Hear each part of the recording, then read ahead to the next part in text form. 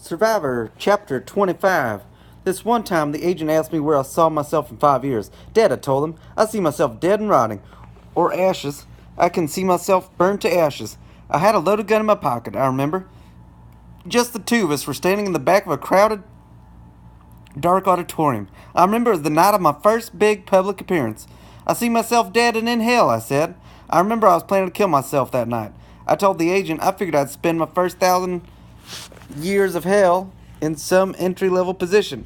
But after that, I wanted to move into management, like a real team player.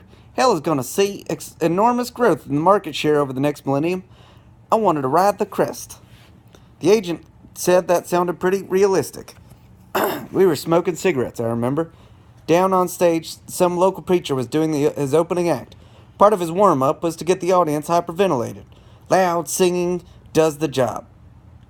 Or chanting. According to the agent, when people shout this way or sing Amazing Grace at the top of their lungs, they breathe too much. People's blood should be acid. When they hyperventilate, the carbon dioxide level of their blood drops and their blood becomes alkaline.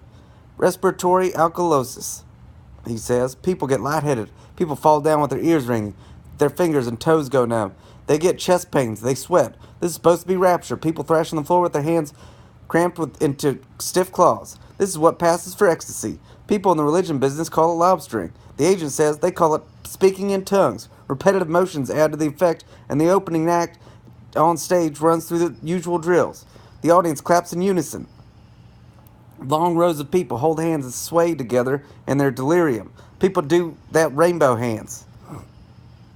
Whoever invented this routine, the agent tells me, they pretty much run things in hell. I remember the corporate sponsor was summertime old-fashioned instant lemonade. My cue is when the opening act calls me down onto the stage. My part of the show is putting a spell on everybody. A naturalistic trance state, the agent says. The agent takes a brown bottle out of his black blazer pocket. He says, take a couple hundred endorphinols if you feel any emotion coming on. I tell him to give me a handful.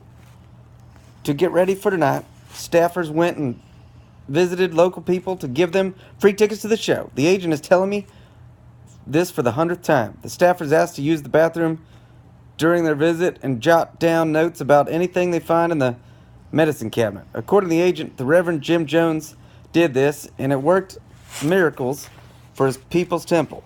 Miracles probably isn't the right word. Use on the pulpit in a list of people I've never met and their life-threatening conditions. Mrs. Stephen Brandon, I just have to call out. Come down and have your failing kidneys touched by God. Mr. William Doxey, come down and put your crippled heart in God's hands. Part of my training was how to press my fingers into somebody's eyes hard and fast so the pressure registered to their optic nerve as a flash of white light. Divine light, the agent says. Part of my training was how to press my hands over somebody's ears so hard they heard a buzzing noise I could tell them was the eternal Om. Go, the agent says. I've missed my cue. Down on stage, the opening preacher is shouting Tender Branson into a microphone. The one, the only, the last survivor, the great Tender Branson. The agent tells me, wait. He plucks the cigarette out of my mouth and pushes me down the aisle. Now, go, he says. All the hands reach out onto the end of the aisle to touch me. The spotlight's so bright on stage in front of me. In the dark around me are the smiles of 1,000 delirious people who think they love me.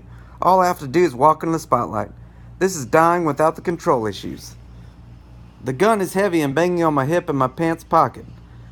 This is having a family without being familiar. Having relations without being related.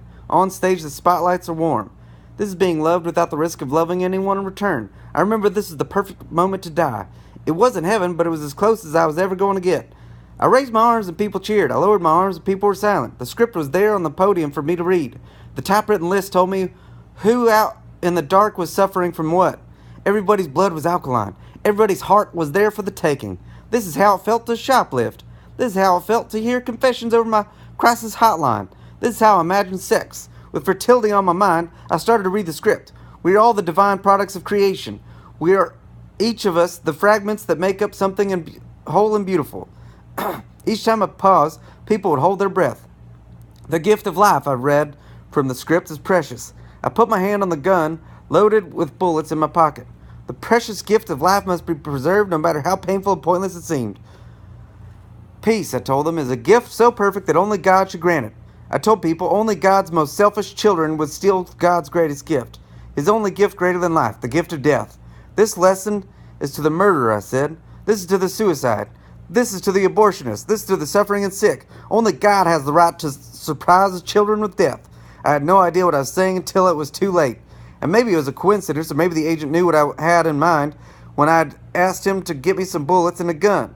But what happened is the script really screwed up my whole plan. There was no way I could read this and then kill myself. It would just look so stupid. So I never did kill myself. The rest of the evening went as planned. People went home feeling saved, and I told myself I'd kill myself some other time. The moment was all wrong. I procrastinated, and timing was everything. Besides, eternity was going to seem like forever. With the crowds of smiling people smiling at me in the dark, me who spent my whole life cleaning bathrooms and mowing lawn, I told myself, why rush anything? I'd backslid before. I'd backslide again. Practice makes perfect. If you call it that, I figured a few more sins would help round out my resume. This is the upside of already being eternally damned. I figured hell could wait. Stay tuned.